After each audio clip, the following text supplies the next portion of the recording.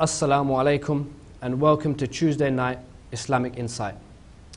My name is Akil Ali Dina and I am your host for today. I'm joined by Brother Shabar Mahdi, who I'll inshallah be asking questions and picking his brain inshallah. Brother Shabar, Assalamu alaikum. How are you? Alhamdulillah. Now Shabar, over the last few weeks you've been discussing a very interesting topic, the diseases of the heart. I think last week you were midway through talking about pride and arrogance. And I think that would be the best place for us to stop. Inshallah. Inshallah, if we get enough time towards the end of the show, we can discuss jealousy and envy. So to start with, let me ask you this. How do we know if we have any pride or arrogance in our heart? We mentioned maybe a couple of weeks ago or last week, there are two types of sins within any religion. Physical sins that we actually physically do with our hands. Af'al, for example, we kill someone with our hands. We hurt someone with our hands. We do a certain thing physically with our bodies. The second thing is a moral sin, which is within our hearts, which is what we're looking at. We looked at lying, and for lying is also within our hearts. We looked at shirk, polytheism. Polytheism we don't physically always do. A lot of the time these moral sins are also manifested into the physical, but sometimes they can just be within our hearts and we don't realize. However, normally it's quite unlikely that we don't realize we have pride or arrogance because we can feel it. Everyone knows in their day-to-day lives they can feel a certain thing within their hearts. They can feel that when I see someone, I act in a certain way. They can feel that when I go to a certain place, I act in a certain way. For example, the signs of arrogance and pride are simple, and the Imam, alayhim as-salam, the Imams, as well as the ulama that take from the hadith of the Imams, they tell us what the signs are for someone who is pride and arrogant. As we mentioned, that kibr and takabbur are the words which denote pride and arrogance. We gave, and also fakhr. Fakhr is pride, kibr is arrogance. Thinking you're better than someone else. Thinking that you are more superior to the other person. The signs or the main signs we have, for example, is you find some people maybe they won't sit next to certain people within, for example, you go on a bus, you find someone that you think is not worthy to sit near you. So you'll sit near someone else. Or you go to the Imam Barga, you go to the Husayniya, you go to the masjid, you won't sit next to certain people. You'll only sit in your group, who are the rich or the scholars or those that live in this area, or those that are this race, or those that are this. We have this ideology. That's one of the main signs. Other signs, I think this is probably one of the most common, is that some people don't say salam to everyone. You see, for example, there's a group of people, you won't say salam to everyone. You only say salam alaikum to some people who you think are worthy of you to say salam. And some people even have so much pride and arrogance within their life, they won't say salam to anyone. People should say salam to us, for example. This is their ideology. This type of thinking is so obvious that it's easy to diagnose that you have these type of illnesses. Or for example, even Ayatollah Dastaghi Shirazi says, some people have pride and arrogance to such an extent they don't believe in going shopping or doing household chores. Why should we do these household chores? How can anyone see me with a bag of groceries from the supermarket? This is degrading me. Other people should do this for me. For example, people have these type of thinking that they are not worthy to do things that everyone else does. Imam Khomeini, rahmatullah alayhi, they say that Imam Khomeini was such a down-to-earth, as all of the scholars mainly are, that for example in the house he would go everywhere, he would go to the shops, he would help in cooking. It's not like he would think, I am such a big marja of my time, I'm such a big scholar, and I don't do certain acts. No, I'll do anything. True example. For Holy Prophet of Islam, for example, there's an ayat of Quran which says, I like you go to the market. I like you buy things and groceries. This is normal, it's part of human life. It's not that I don't do it because I'm better than other people. No, I do everything which I should, which is within human nature. To clean, for example, to go to certain places to do errands. This is completely human nature. And in fact, there is also, when looking at arrogance and pride, a big myth, which I'm sure you've heard and many people have heard, of Abasa wa tawalla an ja'ahu al-a'ma wa ma yudrika la'allahu yazakka. This is in the 30th chapter. Abasa wa tawalla. he frowned and turned away.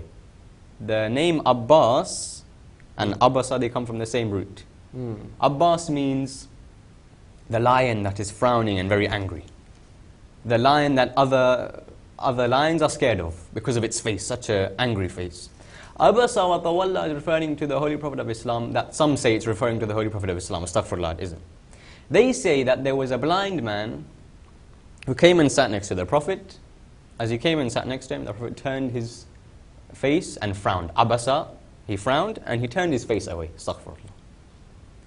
Also in the Quran you find, إِنَّكَ لَأَلَى خُلُقٍ أَذِيمٍ. Oh Rasulullah, your akhlaq is the greatest. You have the best of morals. So some people are saying, no, this is the Prophet turning away from a blind person with arrogance and pride, na'udhu billah. Another way they're saying the Quran also says this. Another big myth is this within the Quran, when in actual fact it was either one of the three caliphs. Some say Abu Bakr and some say Umar, that actually frowned and turned away. In other words, they try to bring this thing out. For example, if I am arrogant and if I have pride within my life, they try to say that the Holy Prophet had it himself, why can't we? So of course, the main signs are there. That people that actually did frown and turn away when they saw people they didn't think were better than them. In other words, kibr and fakhr basically can easily be identified because it is normally always manifested into the physical. That you won't sit next to certain people, you won't talk to certain people. And of course, the Quran and Islam says generally that يَا أَيُّهَا النَّاسِ إِنَّا خَلَقْنَاكُم مِّن ذَكَرٍ وَأُنثَى وَجَعَلْنَاكُمْ شُعُوبًا وَقَبَائِلَ لِتَعَارَفُوا إِنَّ أَكْرَمَكُمْ عِندَ اللَّهِ أَتْقَاكُمْ. Surah Hujurat. That we put you in your tribes and we put you in male and female and different races, not so that some could be more arrogant, some could think they were superior, just so that you could identify each other. And the only person that is closer to Allah in any way is he who has taqwa. So these are the main signs that we find of the arrogant. Okay, thank you for that. So how is it that we can refrain from such small-minded mentality? Insan, human. The word insan and nas come from the same root or the same beginning of nisyan. Insan and nas, that in Arabic lexically they come from the word nisyan. They say Nabi Adam alayhi salam, this word nisyan refers to him. And it means forgetfulness.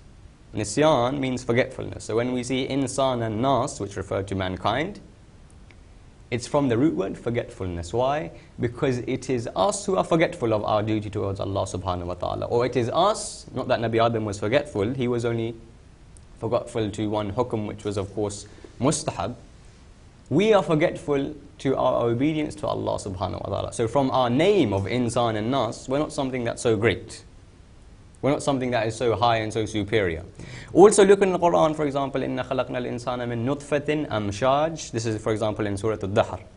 In many other examples within the Quran, also you'll find إِنَّا خَلَقْنَا الْإِنسَانَ مِن نُطْفَةٍ.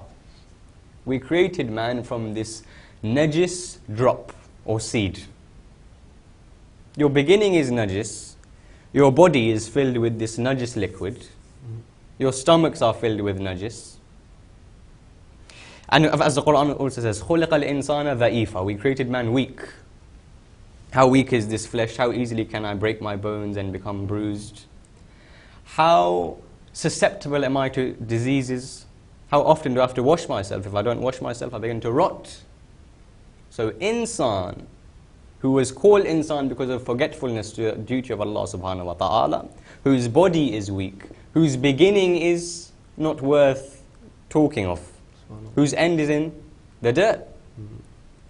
The first primary way within which you remove or try to prevent yourself from arrogance is you think, where did I come from? Where am I going? Am I actually worthy of saying that I am something? Of course not. Your beginning and end is not worth talking of.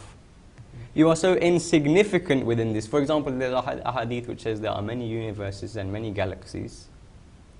One man, how insignificant he is with regards to all of those other universes and galaxies and dimensions. And also one main thing I think is whenever you think you have you've exceeded in a field. For example, you have a lot of money or you've done very well in your job, for example. or you have something which is worth you being proud about or arrogant, think that there is always someone better than you.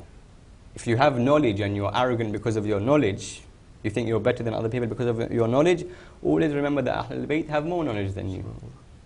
If, for example, you are very rich and very wealthy, which is why you are proud and you think people are lower than you, always remember that there are people that have more money than you. And you have nothing. Whatever you have, if I have money, is this mine? No, this is Allah subhanahu wa ta'ala's.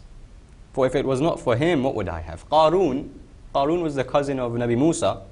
Qarun, Fir'aun. Qarun, they say he had the skill of alchemy, turning base metals into gold. And so he was very rich and wealthy. He would claim that all that I have is because of my own self.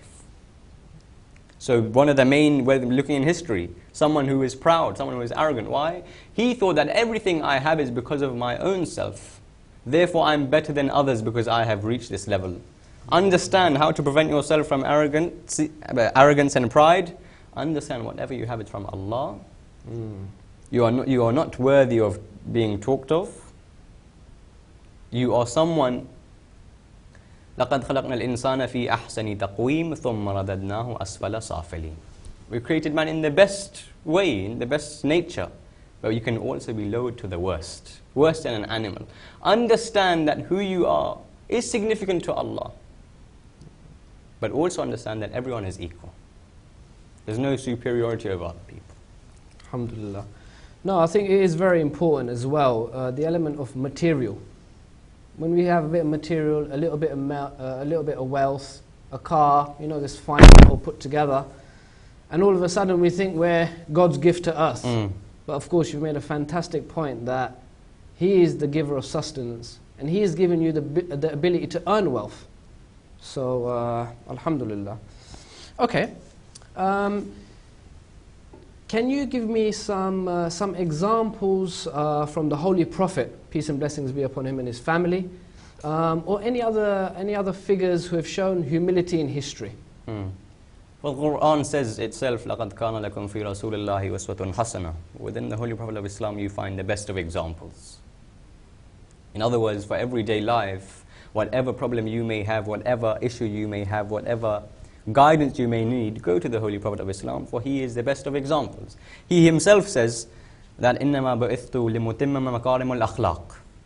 I was only sent on this earth, of course he means in many different ways. I was sent, why? To perfect the moral characters of the human being. I was sent to bring akhlaq into this world. For the Arabs were jahil. The Arabs were jahil, they had no akhlaq.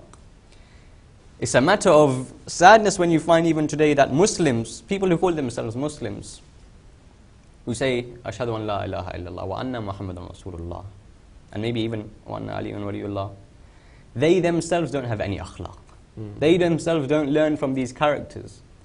Is there anyone better than the Prophet of Islam? No. Of course not. Amir al-Mu'mineen, the Imma alayhim Islam, the infallible Ma'sumin. No one is greater than them in knowledge, in piety, in closeness to Allah subhanahu wa ta'ala, in humility, in anything, in their character.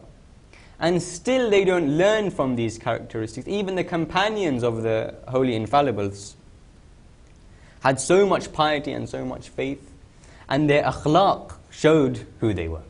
For example, as a Muslim and as a Shia, my akhlaq should show that I am a Shia or I am a Muslim. It shouldn't be people have to ask me. People should be able to see that yes, this is a follower of Muhammad, this is a follower of Ali, this is a follower of Hussein, this is a follower of the Ahlul Bayt alayhim as-salam. One prime example of a companion, very famous companion, Malik al-Ashtar. They said that he was walking, they didn't know who he was at the time, some people, he was walking through the market, and his face was very dark at the time because he was in the sun. He was sweating, he had just come from a battle. He was sweating, his clothes weren't very nice at the time, they were maybe tattered, maybe dirty, because he was coming from the battle. So he was of course tired, maybe breathing heavily, sweat was dripping down his forehead, and he was walking through the market. As he was walking through the market, one of the shopkeepers saw this guy who didn't look presentable. He looked quite sweaty, didn't look very, What did he do? He took some dirt, he threw it on Malik's head, just to annoy him and tease him. Malik looked at him and went forward. So that some people have this ignorant character that they just want to make fun of someone for the sake of making fun of someone. They think that they're better than other people. They have arrogance and kibr. They think that, as you said, they're God's gift to this earth. So he threw this dirt at Malik. Malik, of course, being follower of Amir al-Mu'mineen, alayhi salam, he went forward. He went forward and someone came to this shopkeeper and said, "What are you doing?" He said, "What do you mean?" He said, "Do you know who that was?" He said, "No. I just saw someone who didn't look very presentable, and I threw something at him to make fun of him." He says, "That was the great commander-in-chief, Malik al-Ashtar." Now this guy nearly made himself najis. He ran, because Malik, such a powerful person, such a revered person within society, he ran. He ran, he saw Malik entering the masjid. He saw Malik entering the masjid, and he stopped him and said, "Are you going to ask Allah subhanahu wa ta'ala to punish me?" He said, "No. I'm asking Allah subhanahu wa ta'ala here, I've come to the masjid to recite 2 rakat prayer in order that Allah subhanahu wa ta'ala forgives you." This person, one of the bravest, one of the most intelligent, one of the most pious, he has no arrogance whatsoever. He's walking as he is like an abd, like a slave of Allah subhanahu wa ta'ala. And he is walking with humility, which he learned from Amir al-Mu'mineen and Rasulullah. One prime example, that even when, for example, there's a ayah in Quran, when a jahil tries to annoy you or tries to make fun of you, all you do is you say salam, you say peace, and you walk forward. If they think they're better than you and they make fun of you and try to slander you, all you do is say peace. Fine, you say what you want, we walk forward. One example of someone who showed us that even though you can be one of the greatest people in society, you need to make sure you're down to earth. Or even, for example, Rasulullah, as you mentioned first, the Holy Prophet of Islam, he would not choose who he sat with. They said when he would enter within the masjid, the first seat available, he would go and sit there. So if it was near someone who looked poor, who wasn't very wealthy, maybe he was not smelling very nice, Rasulullah would sit next to him, because he is someone who had the greatest morals. For example, even you hear the very famous story of the woman who used to throw rubbish as he would walk. Then everyone heard the story when she didn't throw for a few days. He went to see her because she was unwell, and of course she converted to the religion of Islam. Being a prophet of God, people throw rubbish at you. Do you say, "I am Rasul"? Quran has said so much about me, how can you do this to me? No. He realized that it's not about what others do, it's about what you do. And that you have this character which shows others that you are